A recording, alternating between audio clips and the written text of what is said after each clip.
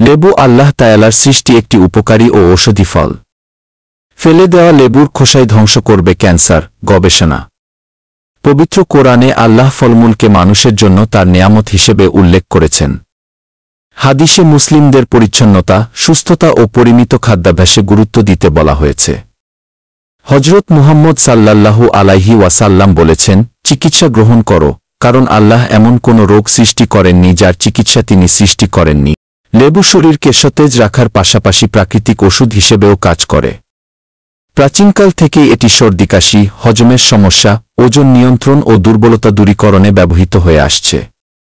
সত্যিই লেবু আল্লাহ তাআলার এক মহান নেয়ামত, আর এর খোসাতেই লুকিয়ে আছে সুস্থ ও দীর্ঘজীবনের রহস্য। গবেষকদের মতে লেবুর খোসায় রয়েছে vitamin C, vitamin A, flavonoid, potassium, polyphenol ও ডিলিমোনিন। এসব উপাদান রক্তচাপ নিয়ন্ত্রণে, কোলেস্টেরল কমাতে এবং হৃদরোগের ঝুঁকি হ্রাসে কার্যকর ভূমিকা রাখে। লেবুর খোসা লিভারকে সুস্থ রাখে, শরীরকে ডিটক্স করে এবং ব্যাকটেরিয়া ও ছত্রাক সংক্রমণ থেকে রক্ষা করে। বিশেষজ্ঞদের মতে লেবুর খোসায় থাকা সালভেস্ট্রল 940 নামের প্রাকৃতিক যৌগ ক্যান্সার কোষ ধ্বংসে সহায়ক।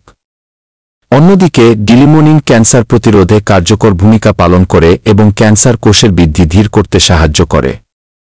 এছাড়া এতে থাকা ফাইটোকেমিক্যাল শরীরের প্রতিরোধ ক্ষমতা বৃদ্ধি করে, কোষের ক্ষতি রোধ করে এবং বার্ধক্যের প্রক্রিয়াকে ধীর করে দেয়।